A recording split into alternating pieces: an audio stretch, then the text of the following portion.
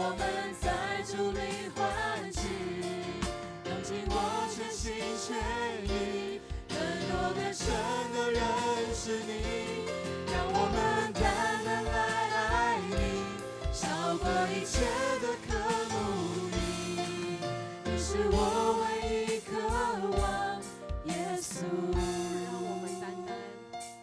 让我们单单来爱你，超过一切的渴慕你，你是我唯一渴望，耶稣。主，我们来到主你的面前，我们在我们的敬拜当中，我们要更多来渴慕你，更多的来仰望你，我们要来继续敬拜。在光中你走向我，点亮我里面的黑暗光景，洗去我的软弱，你洁净我的生命，拥抱我如同至宝在你怀里。你走入我的生命，遮盖我心中的所有恐惧，你是我的一切，主，我单单依靠你，我要抬起头来定睛仰望你，让我们单单敬拜你，让我们在主里欢喜，用尽我全心全意，更多更深的认识你，让我们单单来爱你，超过一切的渴慕你，你是我唯一渴望，耶稣。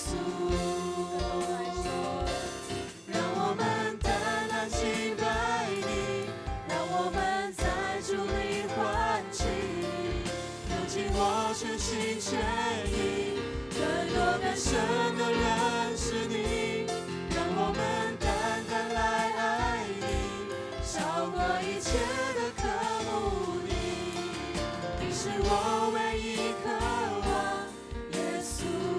各位弟兄姐妹，我邀请你现在就来为你自己祷告，现在就来为现在正在敬拜的你祷告。我们要更多的仰望，定睛在神的面前，我们只要单单的仰望神，我们的敬拜要献上给神。当我们在敬拜的时候，这个世界仿佛就只剩下我们跟神面对面。我们现在来为自己祷告。哈利路亚，主耶稣，我们来到主的面前，我们想要为自己来祷告。主耶稣，我们将自己献在主的面前，每一到我们的敬拜，当我们开口，当我们歌唱，让我们欢喜的时候，主啊，这些我们说的歌声，我们献上的都要自然放你面前。主耶稣，我们就单单仰望主，定睛在你的身上。主耶稣，我们不去看周遭的人如何，主耶稣，我们不去看我们的生命，我现在处在什么样的困境中，乃是单单将我们的敬拜，就更多的渴慕，在每次的敬拜里面，有更多渴慕，主耶稣在我们的当中。让我们单单敬拜你，让我们在主里欢喜，用尽我全心全意，更多更深的认识你，让我们单单来爱你，超过一切的渴慕你，你是我唯一渴望，耶稣。让我们单单敬拜你，让我们在主里欢喜，用尽我全心全意，更多更深的认识你，让我们单单来爱你，超过一切的渴慕你，你是我唯一渴望，耶稣。让我们单单来爱你，超过一切的渴慕你，你是我唯一渴望，耶稣。主耶稣，你是我们唯一的渴望。主啊，我们要在敬拜里面单单的渴望你，不是只靠方式而已，或是不靠这些美词或歌词。主啊，带领我们的心与你同行，就在这场敬拜里面，也如同我们等一下的诗歌，成为我们的祷告。主啊，求你开启我们的双眼，不再只是看见其他人事物而已，而是还在我们跟你之间的那些人事物。主啊，让我们开启我们的双眼，是单单可以看见你、仰望你的。主啊，谢谢你，我们祷告奉主耶稣的名求。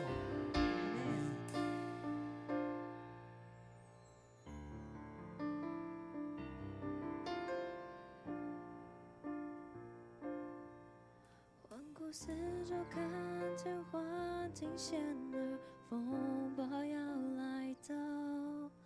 我知道主你的应许更重要。当我发现自己无助软弱，彷徨要跌倒，我知道你是我永远的依靠。更深的敬拜。四周看见环境险恶，风暴要来到。我知道主你的应许更重要。当我发现自己无助软弱，彷徨要跌倒，我知道你是我永远的依靠。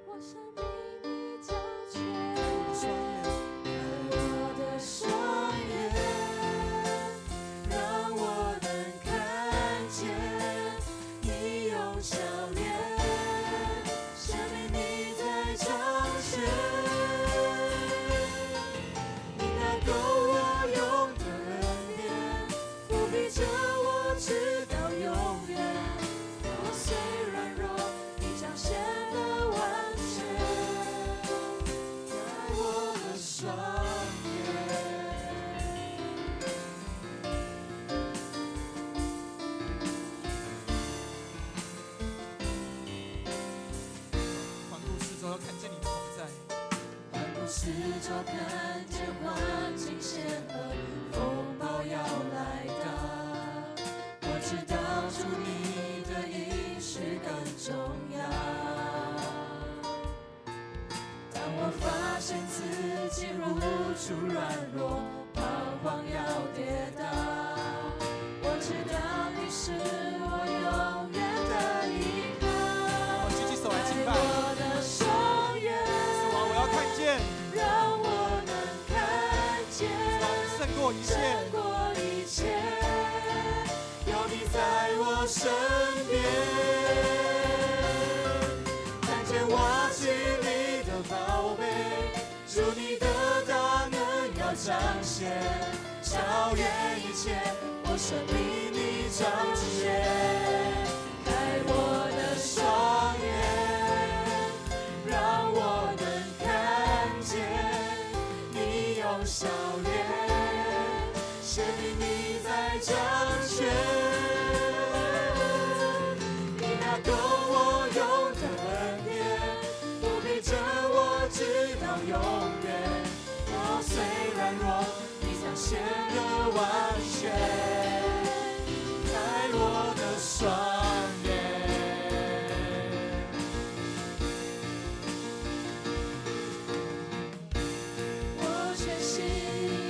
坚信你应许，超越环境，胜过所有阻碍。凭信心宣告你话语，大山挪开，孤独也要兴起。我确信，坚信你应许。超越环境，胜过所有阻碍。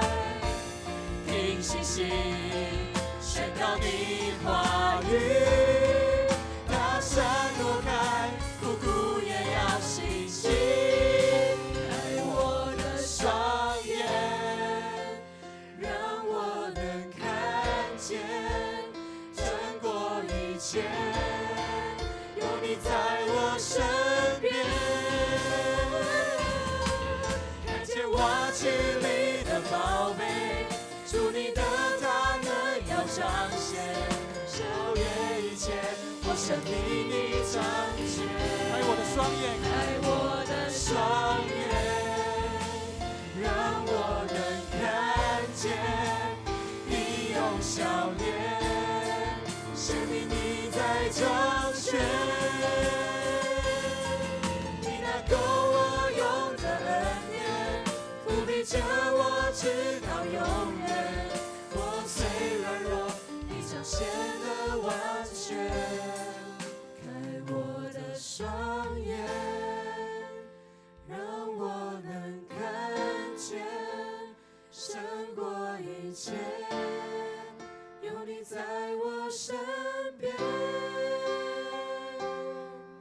看见瓦器里的宝贝，主你的大能要彰显，超越一切，我生命你掌权。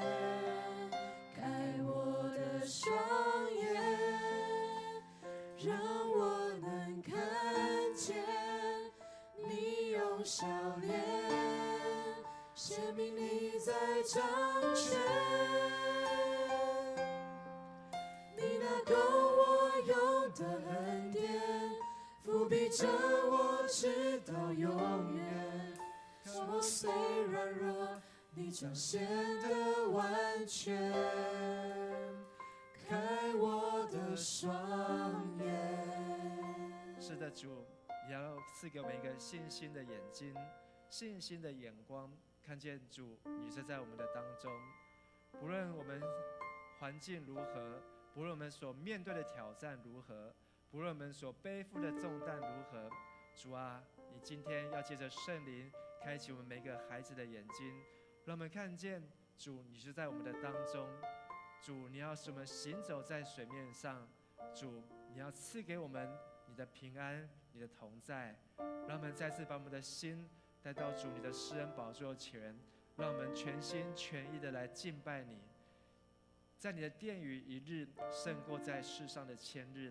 主啊，此时正是与你相亲、与你相近美好的时刻。愿神你触摸我们的心，触摸我们每一个人，让我们的身上的疲倦能够得到解放，让我们身上的疾病能够得到医治，让我们身上的软弱能够成为刚强。谢谢爱我们的主，垂听我们的祷告，献上我们的敬拜与赞美，奉靠主耶稣基督的圣名，阿们。跟你旁边的弟兄姐妹说，神要赐给你信心的双眼，神要赐给你信心的双眼。弟兄姐妹请坐，让我们来读上帝的话，是记载在新约的罗马书第3章，我们要从21节来读到24节。罗马书是一卷非常重要的书，是保罗他将上帝给他的启示写给全世界的人。许多的人读了罗马书，生命被翻转，他的信心的眼睛被打开，他对整个世界、对自己的人生有不再一样的看法。所以让我们一起来读这一段3章21到24节，请我们一起来读。但如今神的义在律法以外已经显明出来，有律法和先知为证，就是神的义因信耶稣基督加给一切相信的人，并没有分别，因为世人都犯了罪，亏缺了神的荣耀，如今却蒙神的恩典，因基督耶稣的救赎，就白白的称义。好，23节我们再23、24我们再读一次。因为世人都犯了罪，亏缺了神的荣耀，如今却蒙神的恩典，因基督耶稣的救赎，就白白的称义。让牧师来问大家一个问题：你知道你是罪人，你有罪的，请举手。谢谢，请放下。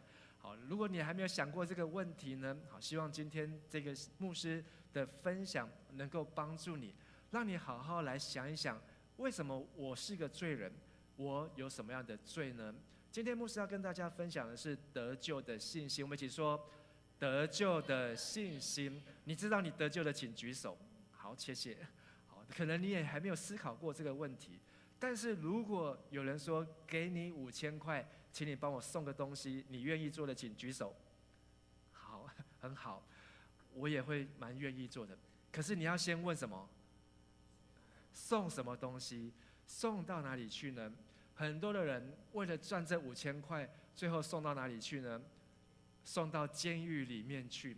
因为呢，他可能不知不觉的就成为车手，他可能不知不觉的，里面可能是夹带毒品，可能他就被牵扯在这当中。现在的诈骗非常的多，很多的人不小心把他的账号、把他的身份证、把他的健保卡拿去借给人用，结果他赚了一点钱，可是他却要赔上很多时间。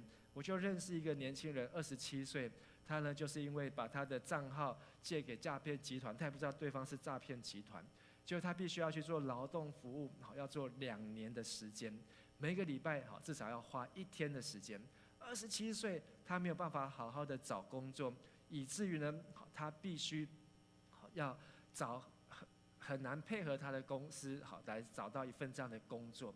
所以呢，赚了5000块，却失去你的自由，你要不要赚这5000块？好，不要赚这5000块。可是呢，我们知道我们现在是少子化的世代，可是青少年的人口，就是12岁到24岁，犯罪的人口是增加还是减少？越来越增加，青少年越来越少，跟以前比起来，少子化。可是青少年犯罪的比率呢，却是增加。好，这是在2021年的统计。好，那个蓝色的线呢，青少年增加，跟7年前、8年前比起来呢，增加了呢将近有30多个%，就是呢青少年生的越来越少，可是犯罪越来越多。而为什么青少年犯罪越来越多呢？有很多的原因，而且这些犯罪的青少年呢，他们会变成旋转门效应。我们说是旋转门效应，什么意思呢？就是这些触法的青少年，在12岁到24岁当中，他一旦触法呢，接受矫正、接受保护管束、接受法律的制裁。刚才讲到，有的去做劳动服务，有的要去少年抚育院，甚至比较重的呢，可能要到监狱里面去。结果他在接受矫正的过程当中，反而认识更多的坏朋友。在这个矫正，他本来是要让他改过向善向上，但是呢，他却在这改过的过程当中认识更多的坏朋友。本来他只是一个车手，后来他学会了贩毒，结果再去矫正之后呢，他又学会了诈骗，他又学会了混帮派，越来越多。结果呢，这个身上的背的罪就怎样越来越多。你要怎么样在你24岁以前不会踩到这样的红线，不会陷入在这样的陷阱当中呢？其实并不是你自己不想要犯罪，你就不会犯罪。很多的时候，我们可能对法律的不认识、不了解，以至于呢误触了法令。你知道青少年犯罪最多的是什么呢？要不要猜猜看？现在的12岁到24岁，这些统计起来，犯罪最多的类型是哪一个？诈骗，答对了，掌声鼓励一下。23.8%都跟诈欺有关哦。我给你5000块，帮我做什么？我给你5万块，帮我去哪里？而这样子呢，你就成为那个人头，虽然那个最后的坏事不是你干的，可是你连谁叫你去做你都不知道。你可能拿到一点小钱，可是呢，你却成为那个帮凶，而最后抓到的只有你，其他人都没有抓到，所以可能你就要连带的赔偿。第2高的是什么？毒品。第3个是妨害秩序，接着是窃盗，接着是公共危险，再来是驾驶过失，就是在路上跟人家爆冲，来就是一般的伤害，还有其他好的案件等等。但是12岁到24岁当中，很容易血气方刚，年轻的时候年少轻狂，而甚至呢，为了要换一只新的手机，为了要买一件新的衣服，一双漂亮的鞋子，一个名牌的包包，而不小心就触入了这些的法令当中，而被陷在法令当中。在我们的国家这个触法青少年犯罪这个犯罪率增加的原因有3个。第一个就是越来越高的这些高社会经济的家庭，或是新住民的家庭，但是他们家庭呢失去功能，他的孩子在网络上交了哪些朋友，家里的人都不知道。你会把你网络上交的朋友告诉家人吗？大概都不会。所以你的父母亲、你的家人、你的这个监护人，他也不知道你在跟谁在一起，以至于呢，他完全没有防备。就算他很会念书，念很好的学校，但是在网络上面的花花世界，根本家人没有办法去了解，因为你的手机一上锁，都没有人能够解开，没有人知道你的密码。而第二个就是一些过动的青少年，或是智能边缘的青少年，他们呢却遭到漠视，以至于他们有这个体力没有地方发泄，被人利用，就被抓去做这个犯法的勾当。还有第3个就是社群媒体，在网络上面，不管是人家的操弄，或是在 YouTube 上面，或是在这个 IG 上面，或是在 TikTok 上面，看到的哇，觉得这个很疯狂、很有趣、很好玩，就跟着来模仿，跟着来学习。结果呢，却没有像在网络上面所看到的那样，却反而去触犯了法令。我们的国家呢规定，14岁以下的青少年呢，因为没有责任的能力，所以呢，犯法的时候呢，是不会罚则。所以你在国中2年级以前呢，如果你触犯的法令，你是有很大的机会是可以免罚则，但是要罚谁？对，罚你的监护人，罚你的爸爸妈妈。所以不要想说你14岁以下你可以去犯法，没有关系。但是你的父母亲可能要连带受罚。到了14岁和18岁这5年的当中呢，是限制责任能力。我们说是限制责任能力，就是呢，你有责任，你有能力，但是你是受限制的，所以呢，得减轻刑责。可能被判5个月就改成2个月，可能被罚5万块就改罚2万块，但是还是要罚。在你从国中一直到你高中毕业进大学这段期间，当你上了大学之后，叫做完全责任能力，请大家说一次，完全责任能力。18岁以上的请举手。好，所以你要为自己的行为负责。好，请放下你所做的一切事情，不要想说我爸我妈，好，我的阿公我的爷爷，好，我爸是警察，我爷爷是议员，好，很多那个酒驾，富2代出车祸开着名车撞死人之后，才在说我爸是谁，我阿公是谁。要你有完全责任能力。好，18岁以后要为自己所做的事情来负完全的责任。而牧师要跟大家分享，在今天我要分享一位人物，在他18岁以前，他已经知道他为他自己的人生来负责。你有没有可能能够像这个人一样，能够为自己的人生负责？在你上大学以前，在你高中生的时代，甚至你现在是一个国中生，我们在座有几位国中生啊？我们给国中生请举手，国中生请举手。这里有1个啊，这里2个国中生都不举手，3个啊，4个。好，我们给这些国中生掌声鼓励一下。好，你们很棒啊！牧师国中的时候根本没有在这边聚会，但是呢，你们国中的时候就能够来到教会，上帝给你们祝福啊，祝福你们。而这个在我们能够还在国中的阶段，我们就知道怎么样能够活出一个正确的人生方向。而这个关键字呢，叫做因信称义。我们一起说一次，英文叫做 justification by faith。好，请大家说一次 justification by faith。好，就是你的义是借着信心来的。什么叫做因信称义呢？刚才我们读的这个罗马书3章21到24节当中，它现代中文的圣经把因信称义这个字翻成使人跟神有正确合一的关系。好，所以出现3次使人跟他有合一的关系，使他们跟神有合一的关系。因信称义就是跟神有正确合一的关系。跟你旁边人说，因信称义是什么呢？使人跟神有正确合一的关系。跟神的关系，好，有时候是错误的关系哦。好，不是有关系就好，而是正确的关系。而且这个关系呢是合一的。你不能跟上帝好到一个哇，你爬到上帝的头上去，然后去扯上帝的胡子，然后去玩上帝的眼球，好，然后去挖上帝的耳朵，好，没大没小。但是你也不可能跟上帝很远很远，哇，看到上帝赶快躲起来，好，看到上帝呢都不敢跟他讲话。所以什么叫做正确合一的关系？好像我成为一个牧师，牧师也要保持牧师跟教会的弟兄姐妹能够有一个正确的合一的关系。好，牧师跟大家好，可不可以没大没小？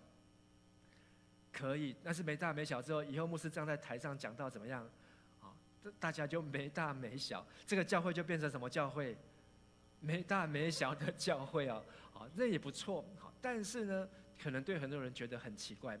他说：“我来到这是什么一个地方？好，这个牧师好跟大家摸大摸小，好，就是没有互相不尊敬的哇，这样就是看到人都不会彼此请安。因信称义提醒我们跟上帝要有正确合一的关系，而这个关系呢，并不是受到法律的限制，好规定大家好你要几点几分到。”你要几点几分起来？你要几点几分祷告？你祷告的时候要多几分钟，而且呢，你每个月要做什么事情？好，然后要聚会几次？不是定法令来规定大家，而是上帝透过因信称义，是基于他们信耶稣基督。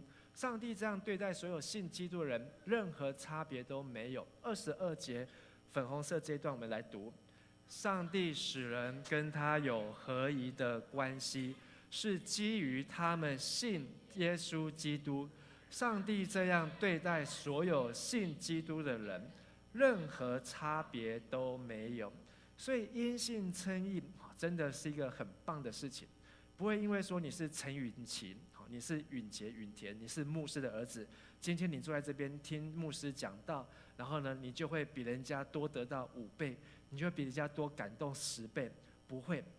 你今天在这边能够认识神，今天你在这边能够进入上帝的恩典，是因为信耶稣基督。阿们。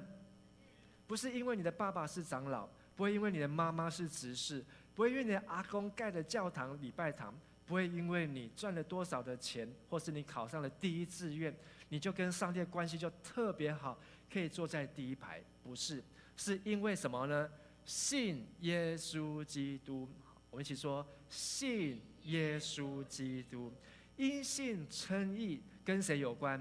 跟耶稣基督有关。而这个关系怎么建立的呢？是因为相信他。当你知道这件事情，你才能够去明白23节蓝色的，我们一起来念：因为人人都犯罪，亏欠了上帝的荣耀。好，再大声一倍念一次：因为人人都犯罪，亏欠了上帝的荣耀。刚才说你知道你是罪人的，请举手。很多的人不知道我是罪人，举手。我又没有被抓去关，我又没有去当诈骗集团，我没有混帮派，而且我还是班上的模范生。为什么我是罪人呢？而因为罗马书在这边告诉我们，就算你是台大、哈佛，你是剑桥，你是耶鲁，就算你是台积电的董事长，但我们都是罪人，因为亏欠了上帝的荣耀。什么意思呢？就是我们没有活出上帝的形象。好，请跟牧师说一次：活出上帝的形象。谢谢。亏欠了上帝的荣耀，就是你没有让你的生命看起来有一个神的样式。牧师也是很努力，要活出一个上帝的形象，需不需要努力？如果你看到牧师嚼槟榔，然后你看到牧师讲道的时候呢，手插着口袋，然后3、7步，好，然后脚这样一直抖，好，然后开始这样子，这样有没有上帝的形象？如果你看到牧师哪天在上厕所的时候呢，好，这个上厕所的时候呢，小便到处乱滴，好，然后滴了，然后也不洗手就出了厕所，然后牧师还要再跟你握手，好，你敢不敢跟牧师握手？上帝的形象，牧师要尽力的好去活出一个上帝的形象，就是因为你在这个地方就是代表谁？代表了神。为什么你成为一个人家叫你牧师，不是因为你考了神学院，不是因为你封牧，而是你在这个地方，上帝拣选你来代表他。今天你成为一个基督徒，上帝也有给你神的形象，上帝要你代表他。好，跟你旁边人说，上帝要你代表他。然后对自己说，上帝要我代表他，要我代表他。所以你在上厕所完也要记得洗手。好，然后你走在路上的时候不要3、7步。如果有人拿烟给你抽的时候，你要记得，你看到上帝会抽烟的时候，你在抽烟。如果你所相信的上帝是一个不会抽烟的上帝，好，因为抽烟会对哪里不好？对肺不好，还有呢，对别人的肺也不好。好，你不是只有伤害自己的肺，你也伤害别人的肺。好，牧师常常在这条中华路走来走去的时候，有一次就一个人从我的面前拿着烟就走过来，我就把他叫下来，我说可不可以请你不要在路上抽烟？他被我吓到，因为都没有人这样对他说话，他真的吓到了。本来我很凶，但是我看他吓到了，我就不好意思对他很凶。我真的很生气，为什么你自己抽烟，你要把你伤害你自己的肺？为什么你要叫我们都跟着一起闻你的2手烟呢？而且2手烟还比1手烟那个尼古丁还更加的强。所以你不愿意活出上帝的形象，但是你也不愿让别人活不出上帝的形象。人人都犯罪，亏欠了上帝的荣耀。上帝的荣耀是上帝的形象。如果你所相信的上帝是一个完美的形象，我们就要尽力活出上帝的样子。阿们。而24节，然而上帝白白的赐恩典，没有一个人可以活出上帝的形象，但是上帝却白白的，不用钱，不用你做任何的代价，上帝就借着基督耶稣救赎我们，使我们能够因信称义，跟上帝有合宜的关系。所以这21节到24节，如果你能够像牧师一样，这样把这4节从头到尾讲一次，你就可以解释出什么是因信称义。所以来考考大家，你如何跟一个5岁的小朋友解释什么是因信称义？新敏，你的学生都几岁？4岁。如果你礼拜一去学校，然后呢，你去到这些小朋友，这个子君，你的学生都几岁？5岁、6岁。如果你是个老师，你要怎么样在幼稚园里面跟小朋友来？小朋友，今天老师来告诉你什么叫做因信称义。你的小朋友会怎么样？他们会傻眼，他们说：“老师，你在讲外星人的话吗？”但是很多时候我们在讲因信称义，讲到可能连自己都听不懂。我希望你可以去找到一个你知道对小朋友、对孩子来练习，让他明白。我们有在主日学、儿童牧区、阿卡佩牧区服侍的人，请举手。好，请举手。好，谢谢你们。如果明天你们在阿卡佩服侍的时候，如果你想要来跟小朋友讲因信称义，你会怎么讲呢？上个礼拜允琪讲但以理是上个礼拜吗？还是上礼拜？他讲了但以理之后，不是上礼拜，3个礼拜前，他就跑去怎样？跑去超市买了一把青菜，然后这把青菜告诉小朋友说：“这个但以理他不吃青菜。”小朋友看到那一把青菜的时候呢，他们大概就知道但以理真的很不错，很优秀。可是呢，他们也不想要当但以理，因为他们还是想要吃鸡块、跟薯条、跟鸡腿。但是如果你要跟一个5岁的小朋友说什么是因信称义，我觉得我想到的是这样，跟你们分享，你们可以再去想到更棒的。你可以在你的这个5岁的小朋友面前告诉他说：“你是我的儿子，你是我的孩子。你需不需要去考100分，我才会说你是我的孩子，是我的女儿？要不要？不用。你要不要跑去考上第1志愿，我才承认你是我的孩子？要不要？不用。你需不需要好人生好一定要哇考试考第一名，跑步跑第一名，你一定要长得又180公分，好，你一定要这个身材多好，好，你一定要这个五官多正，才可以当我的女儿，要不要？都不用。那为什么你是我的女儿呢？为什么你是我的儿子？因为我告诉你，你是我生的。允杰在这边，允杰从来没有问过我说：“爸爸，你是我的爸爸吗？你证明给我看你是我的爸爸。”他躲起来了。允田在这边，他也从来没有问过我说：“妈妈，你真的是我的妈妈吗？你有没有怀疑过你不是你爸妈生的？”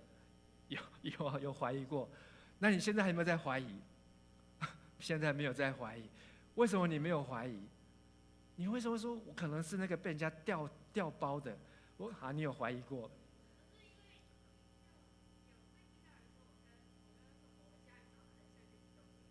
就不会因为你长得像谁，像哥哥姐姐、弟弟妹妹，所以有这个 DNA。但是可能我们看了很多的剧情之后，你可能也会怀疑。但是你怀疑到最后，你相信，甚至你可能从来都没有问过说：你真的是我的爸爸吗？你真的是我的妈妈吗？可是呢，你就相信他就是你的爸爸，他就是你的妈妈。同样的，因信称义是你相信你的上帝就是你所相信的上帝，是创造你、赏赐你生命的上帝，他是你的天父，所以他这样告诉你，你就这样相信。你所相信的这位上帝是创造天地的上帝。因信称义就是戴上信心的眼睛。好，我们一起说一次：因信称义就是戴上信心的，应该不是眼睛啊，眼镜。好，眼镜。好，信心的什么？眼镜。如果你没有戴眼镜的时候，好，你看什么都不清楚。可是你戴上信心的眼镜，你是先从信心看出来的，不是从你自己的感觉看出来的。很多时候我们是靠着感觉，我感觉好，今天的天气呢不好，所以你的心情就怎样被影响。我感觉我的爸爸今天心情这个气氛怪怪的，所以你就觉得哇，心里面就毛毛的、怪怪的。你感觉今天出门的时候怎么踩到一坨黄金，所以你觉得今天呢可能就会很糟糕，影响你的心情。可是当你戴上信心的眼镜的时候，是代表什么？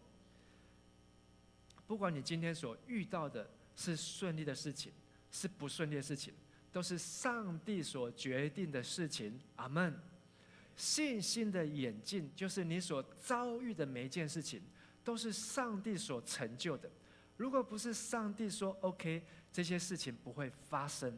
所以信心的眼镜是你相信这是上帝的安排。亚伯兰他在被上帝改名字以前叫做亚伯拉罕，被上帝改名字以前叫做亚伯兰。他呢一直用自己的眼镜在看待他的人生。当他80几岁很老的时候，他没有办法生小孩，可是上帝说：我要使你成为多国之父，我要使你成为多国之母。你的孩子会像天上的星星，像海边的沙那么样的多。可是呢，他一直没有办法相信，所以他一直所看到的焦距，就是哇，他要怎么样想办法。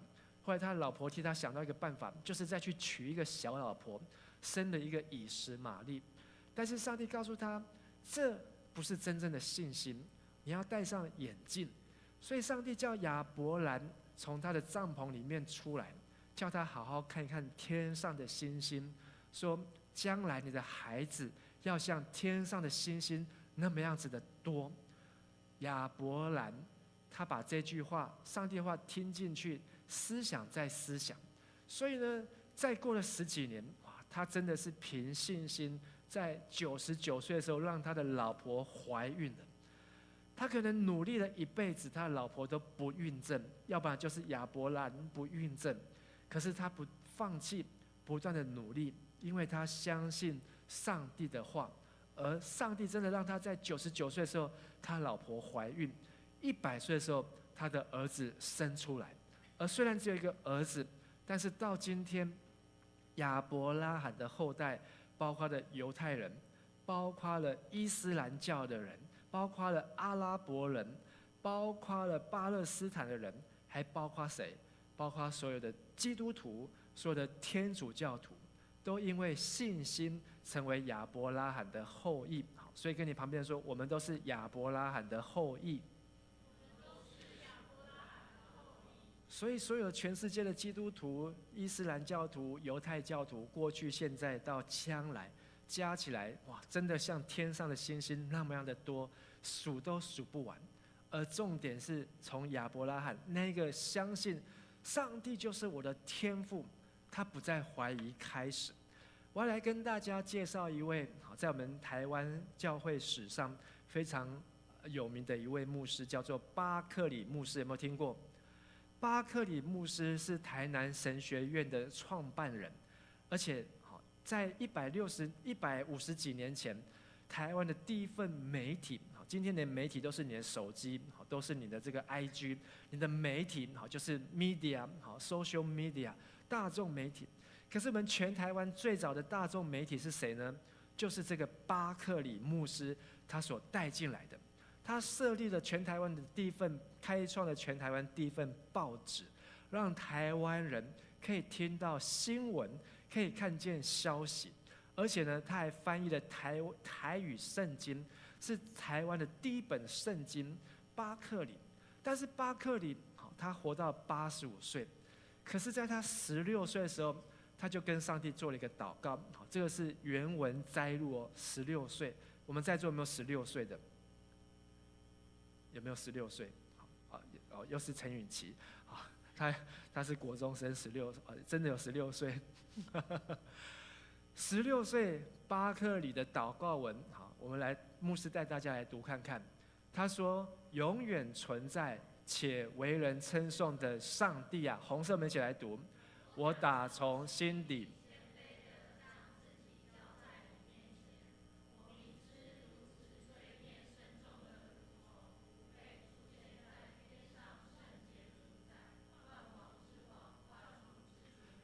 巴克里说自己是什么？是一只在蠕动的虫。他为什么在16岁的时候就知道自己是虫？因为他知道是罪孽深重。16岁他犯了什么罪？没有。告诉你，巴克里他很厉害，他很会念书。他17岁就保送大学，甚至他还是练那个电机，练那个大气，甚至他的名字还被记载在大英百科全书当中。他是一个非常很会念书的人，可是呢，他为什么16岁他就知道自己是一个罪人，而且罪孽深重呢？我先直接告诉大家答案，因为巴克里他有读圣经，他读了圣经，而且他读了罗马书，所以他知道世人都怎么样犯了罪，然后亏缺了什么？上帝的荣耀。所以这句话牢牢进入他的心中。他知道他是一个罪人，所以他跟上帝做什么？立约。而这个约，这个祷告文是一个表明他对上帝的尊崇。所以他说：“上帝，我来承认自己是罪魁。”哇，这果然是保罗在罗马书、加拉太书当中所说的。我捶着胸16岁，与谦卑的税吏，好像撒该一样，说：“上帝啊，怜悯我这个罪人。我来是受你圣子之名所呼召，全然信靠耶稣完美的义。”巴克里祷告说：“今天我用最严肃的态度，把我自己的生命降服于你。我要扬弃过往，所有都要献给你，全部为了上帝你的荣耀而使用，并且坚决用这一切来顺服你的命令。”今天我们在这边会前祷告，可能我们不是只有16岁、26岁，搞不好36岁，连牧师50岁都不一定能够像巴克里在16岁就这么清楚的跟神这样子来祷告。他说：“我也把自己还有我所有一切未来都交在主的手中，用上帝你无限的智慧判断什么是最能够荣耀你的名，所以全然顺服，用信心的眼镜看待我人生当中所发生的一切事情。”黄色的说什么？不是照我的意愿，然后呢，而是要成全你的旨意。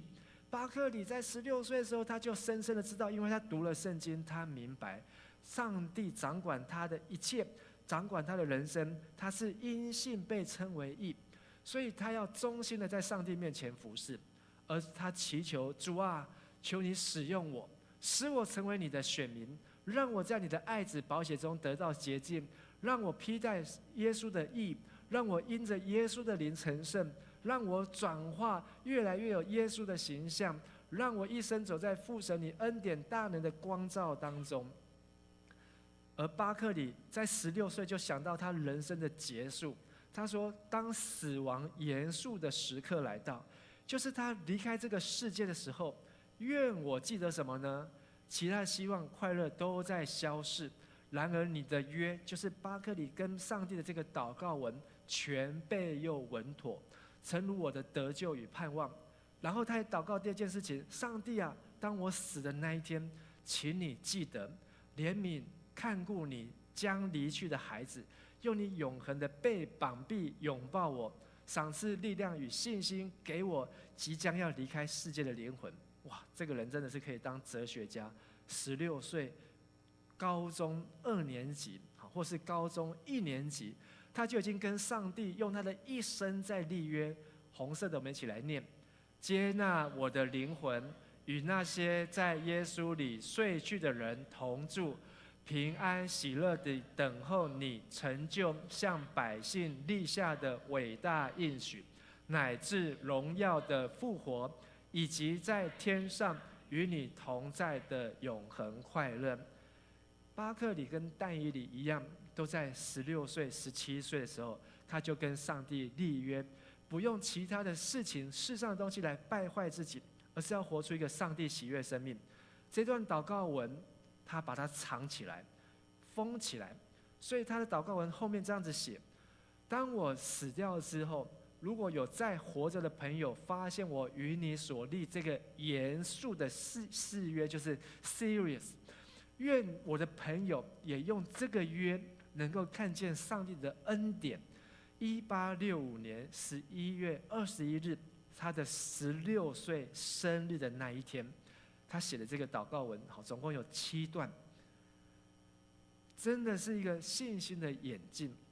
而这个祷告文的原文呢，就是长这个样子。他写的是一个非常漂亮的英国草写。而他在16岁生日之后呢，每一年11月的21号 November 这个 21st 11月21号，他都在上面签名。这是他62岁的签名，63岁的签名，65岁的签名，67、69、73、74、75、76、78、79。从16岁每年都签，而中间他结婚了。他结婚的时候呢，他邀请他的老婆跟他一起签名，用这个祷告文。可是他结婚，他老婆只有结婚17年，他老婆就过世了，死在上海。但是呢，他知道他老婆生得很严重，这个脑部的肿瘤。但是带他回去英国开刀。英国开刀。但是呢，又复发。但是他太太知道，医生告诉他的太太说，他太太只剩下几个月可以活。巴克里的太太想着说，我要帮助我的先生完成他的对上帝的呼召，因为他在翻译台湾人的圣经，所以说他也要跟着他一起到台湾。可是呢，他还没有到台湾，就在上海的时候，他就整个就发作，头就爆炸。最后呢，在上海的医院。宣告急救无效，就葬在上海。巴克里一个人回到台湾，收拾他失去太太难过的心情，继续投入在他的工作上面。然后每一年他生的时候，后面几年，都是他一个人签，从他16岁到他85岁，他总共在台湾服侍了60年。约翰一书2章15节到17节，我邀请大家一起来读这段最后的经文。不要爱世界或任何属世的东西。如果你们爱世界，你们就没有爱天父的心。一切属世的事物，好比肉体的欲望、眼目的欲望和人的一切虚荣，都不是从天父来的，而是从世界来的。这世界和一切属世的欲望都正在消逝，但是实行上帝旨意的人要永远生存。这里讲到我们都是罪人，而这罪人都会有这三个罪，这三个罪叫做肉体的欲望、眼目的欲望、人的一切虚荣。请大家说一次：肉体的欲望、眼目的欲望、人的一切虚荣。好，和本翻成肉体的情欲、眼目的情欲和今生的骄傲。这里讲到了两种爱，第一个是贪爱，爱世界，对这个世界非常的贪心，想要抓这个，想要用骗的、用夺取的方式来得到自己想要的，然后呢，这种爱贪爱。但是另外一个爱呢，是爱天父的心。这种爱天父的心，就像是巴克里牧师在16岁，他对上帝的爱，跟上帝郑重的立约，我要遵守跟你的约定，用我的一生来活出来，而且不是为了别人，都不是为了任何人，也不是为了他的爸爸，也不是为了他妈妈。他这个立约真的是在他死之后，他都没有告诉人，是他的学生在整理巴克里牧师的遗物的时候，才发现这一封祷告文，他都很慎重的放好。所以他的太太也替他保密，跟他结婚17年都没有人知道。每一年巴克里牧师的时候，他会把这张信拿出来跟上帝重新祷告一次。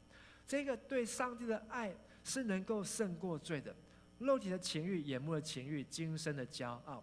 而这个爱呢，跟情欲是不一样的。好，跟旁边说，爱跟情欲是不一样的。英文里面是 love 跟 lust。好，这个 love 好就是一种爱 ，lust 就是一种 desire， 就是一种你想要的。你分得出来什么是爱，什么是你的 lust， 是你的情欲呢？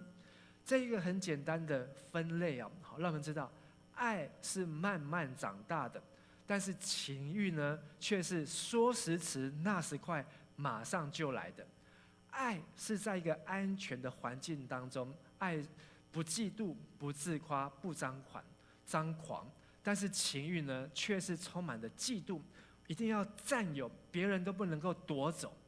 爱呢，对天父的爱，是一种谦卑顺服的，是一种委身的。但是呢，这个情欲呢，却是一种不顺服的，是不愿意委身的，是一种突然的想要追求的，来自于自己的欲望的。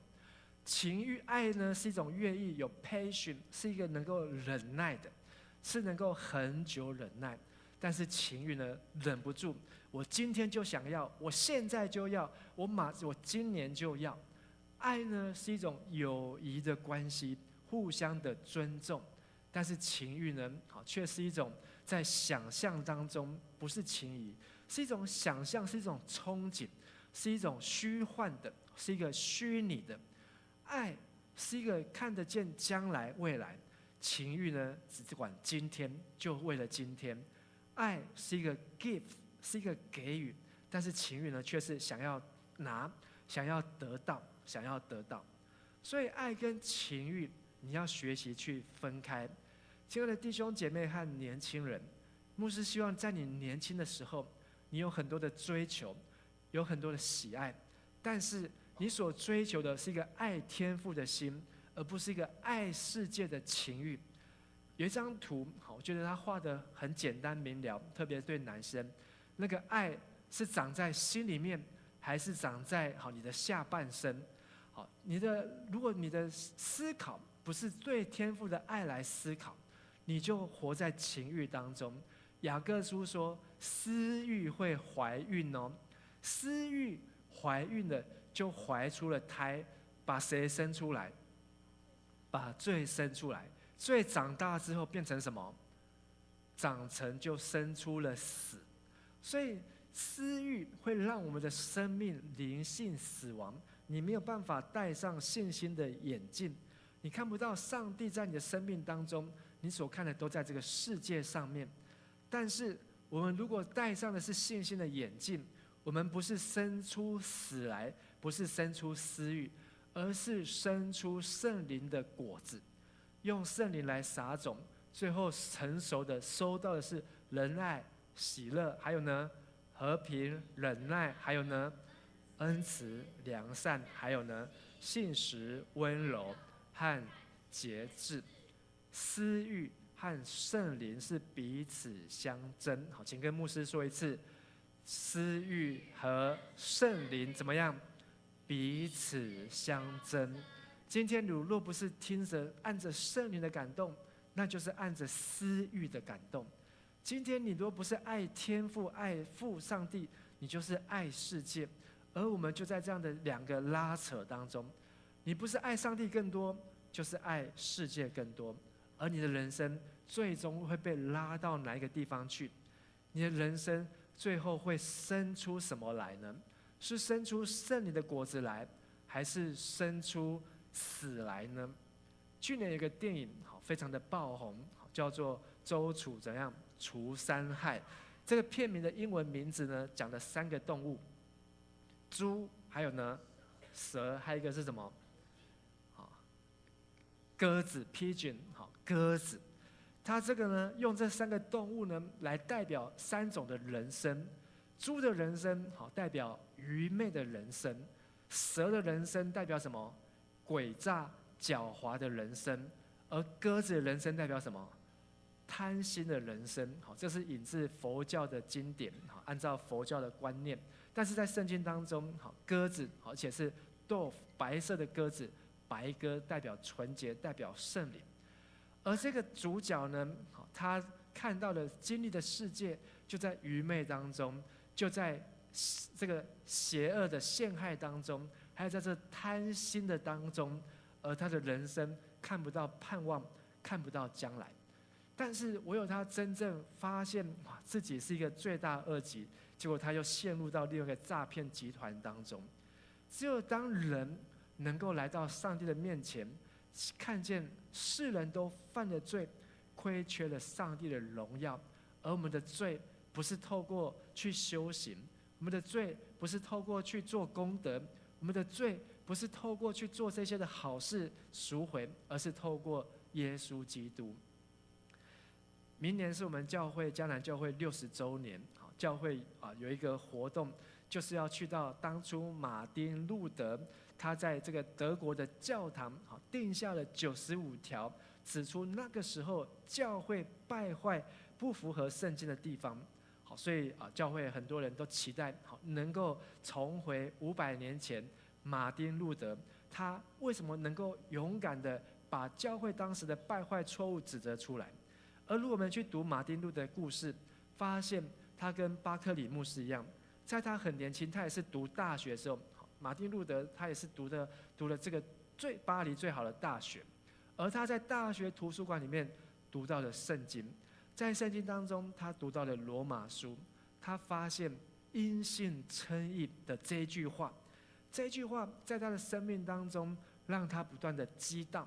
所以当他越思想越成熟的时候，他终于在1517年的10月31号，就把他所整理出来这95条贴在教堂的门口上面，然后呢，公开的说来辩论，是不是符合圣经。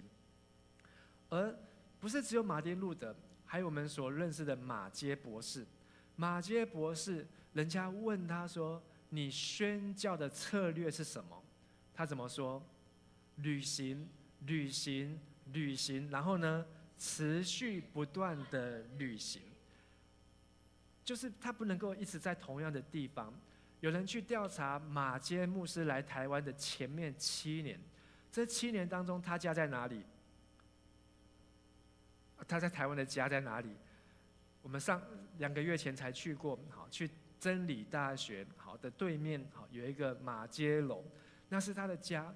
可是呢，前7年当中呢，人家去调查他在淡水总共几天？175天除以7，一年在淡水几天？25天。他1年在淡水住不到1个月哦，其他的11个月都在哪里？都在旅行。旅行做什么？宣教、传福音、接触人。他说，宣教就是不断的跨越边界，扩展视野，开创新机，拥抱他者。好，这句话我们一起来读一次。宣教就是不断的跨越边界，扩展视野，开创新机，拥抱他者。马街他宣教的精神其实是效法保罗说，要把福音传到哪里还没有听见基督的地方。他也是从罗马书当中所得到的感动，他要不能够只有在这个地方，他要不断的带出去，传出去。亲爱的弟兄姐妹，你喜欢旅行吗？你旅行的时候都在做什么？拍照、打卡、自拍、完美照，好，然后呢吃好吃的，好，然后摆盘，好，然后呢比个耶，然后呢分享在 IG 上面，分享在你的脸书上面，分享在你的大头贴上面。但是跟上帝有没有关系？怎么样可以让它跟上帝有关系？很简单，你只要在你的照片上面加一句话：感谢上帝带我来到这个地方。你只要加上这样一句话，你可以继续的旅行，你可以继续的拍完美照，你可以继续的打卡，吃你喜欢吃的地方，因为你戴上一个不一样的眼镜，叫做什么眼镜？信心的眼镜。不是你自己来到这个地方，是上帝让你来到这个地方，是上帝让你能够享受你在这里的旅行，享受在这里的时间。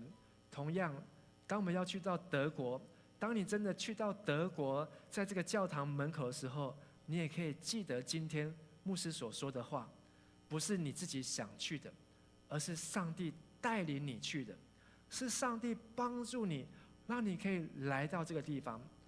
马街他相信他来到台湾，来到淡水，是上帝带领他，所以不管他在这边生活怎么样，居住怎么样，他都跟巴克里牧师一样，凡事感谢，凡事谢恩。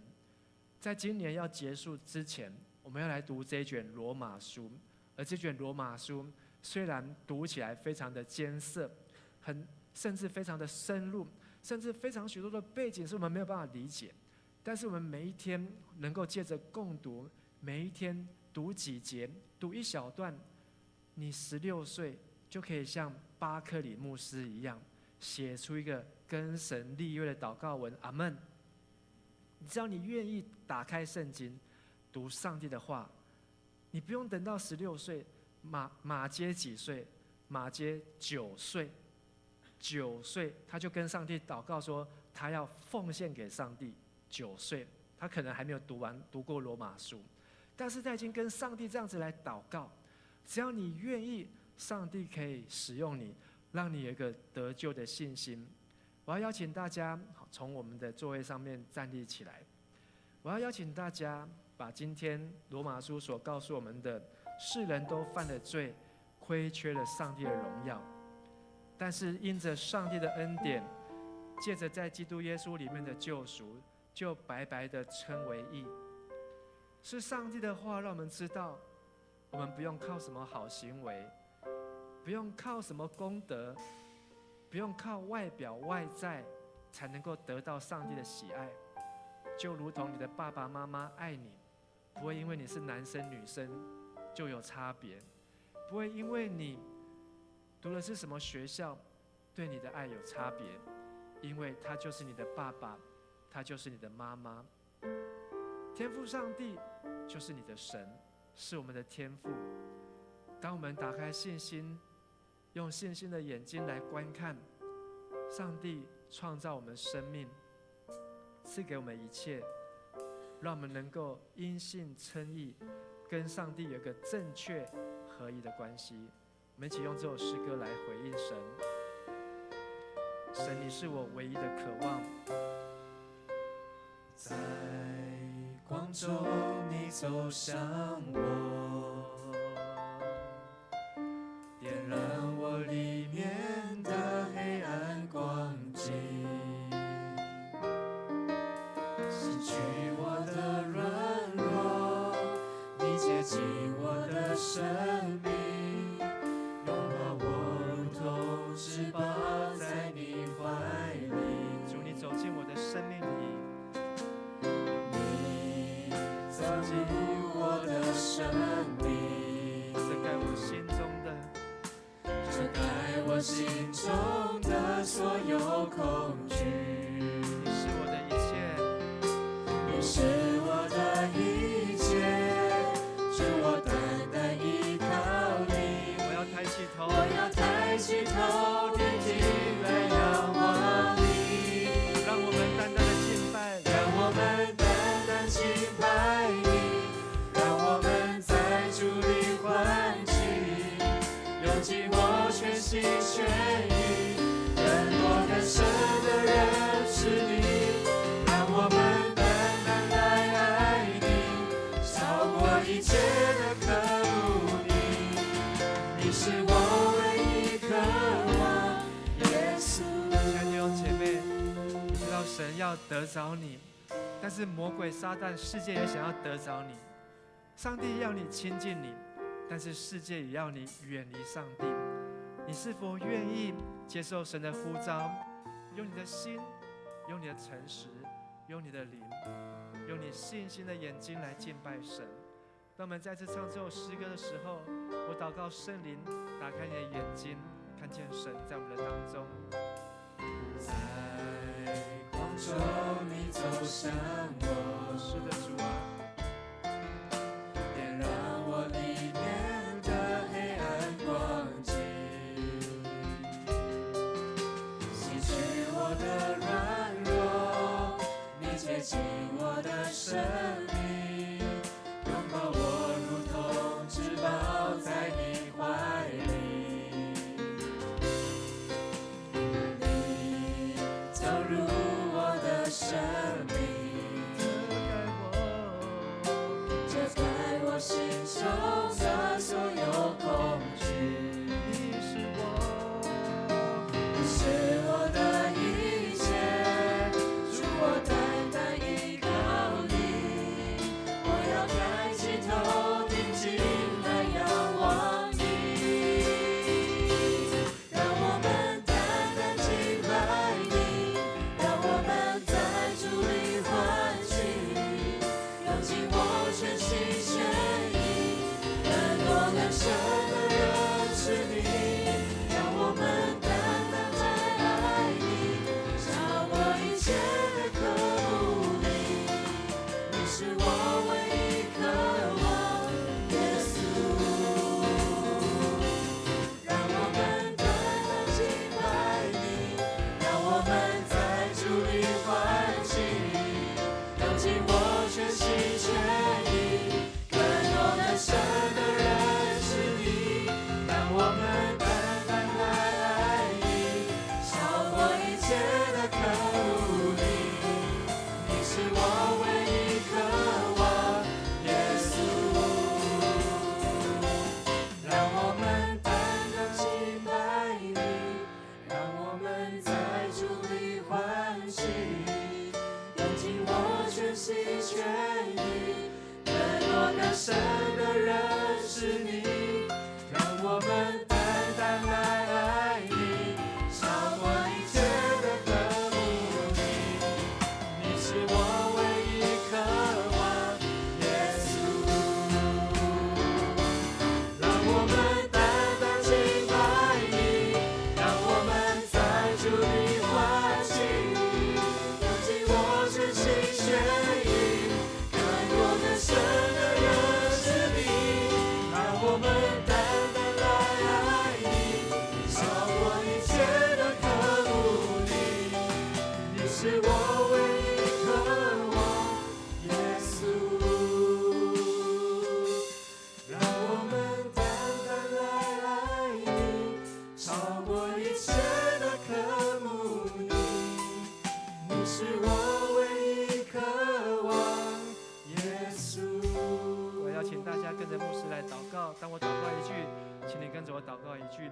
亲爱的天父上帝，亲爱的天父上帝，我要带着严肃的心来到你的面前。我要带着严肃的心来到你的面前。在我年轻的时候，在我年轻的时候，就可以来认识你。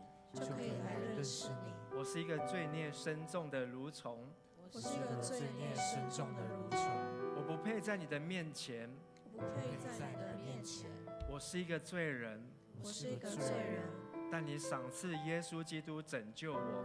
但你赏赐耶稣基督拯救我。在今天晚上，在今天晚上，我要用最严肃的态度降服你。我要用最严肃的态度降服你。我要把我的生命献给你。我要把我的生命献给你。求你用你的智慧来帮助我。求你用你的智慧来帮助我，让我的一生能够来荣耀你。让我一生能够来荣耀。不是照我的意愿，不是照我的意愿，而要成全你的旨意。而要成全你的旨意。恳求你使用我，恳求你使用我，使用我的一生走在你的恩典中，使用我的一生走在你的恩典中，用你的大能来光照我，用你的大能来光照我。当我要离开世界的时候，当我要离开世界的时候，你必接纳我，你必接纳我，带我进入你的荣耀，带我进入你的荣耀，在天上永远的同在，在天上永远的同在。愿上帝的话语成就在我的生命中，愿上帝的话语成就在我的生命中。孩子这样子祷告，孩子这样子祷告，祈求，奉靠主耶稣基督的圣名，奉靠主耶稣基督的圣名。阿门。阿门。在你要坐下以前，跟你旁边弟兄姐妹跟他祝福说：上帝要大大使用你的生命，上帝要大大使用你的生命。请坐。好，接下来我们一起来奉献。奉献是基督徒感恩的表现，也是一种感动跟行动，出于甘心乐意而为主圣工所用。我们一起来奉献，一起来一起唱这首歌。向亚伯拉罕献上以撒，我生命之爱都献给你，所有一切都是你的赏赐，你配得我献上全所有。举起立。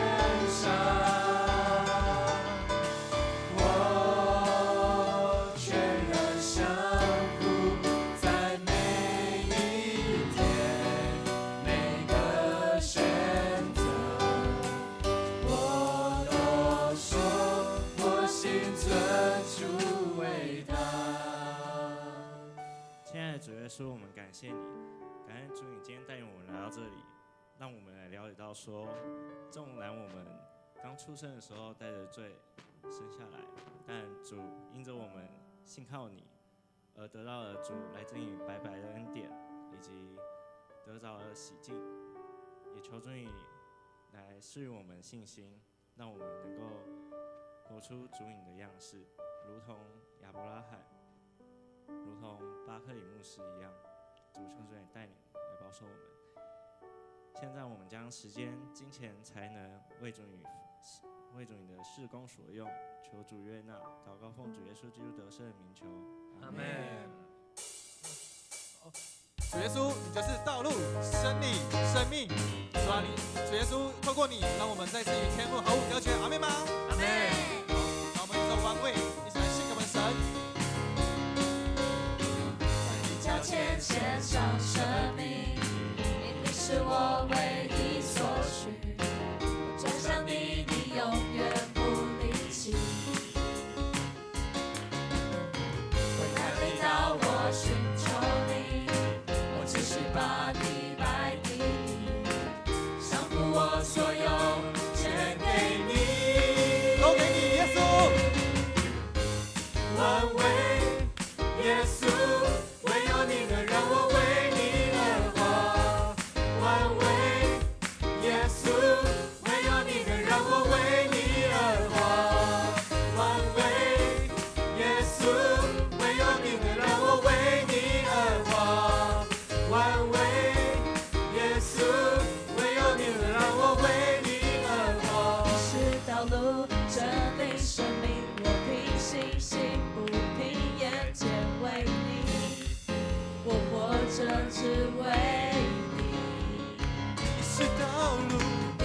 道路，真理生命，我凭信心不凭眼见为你，我活着只为你。你是道路，真理生命，我凭信心不凭眼见为你，我活着只为你。你是道路，真理生命，我凭信心不凭眼见为你，我活着只为你。万为耶稣，唯有你能让我为你而活。万为耶稣，唯有你能让我为你而活。万为耶稣，唯有你能让我为你而活。万为耶稣，唯有你能让我为你而活。为你而活，为你而活。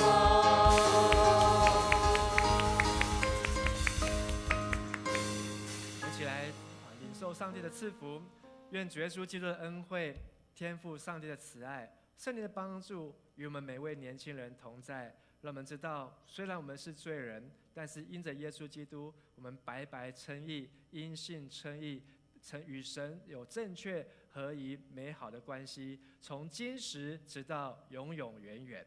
阿们。请坐。Hello， 大家好，我是美媛，大家好。对，我们这次礼拜的时间有调整，大家都你看，现在往旁边一看，好多人哦，所以调整6点半是对的。我们给自己鼓鼓掌。好，那下一次我们的聚会时间什么时候？6点半，对，然后记得哦，6点半要准时哦。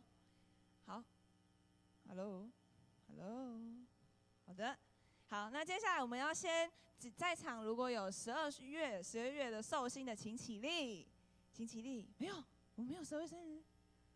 好，没有关系。那如果你身边有12月寿星的朋友，请大家也没时间来了，那就祝福他生日快乐哈。Happy birthday。对 ，OK， 好。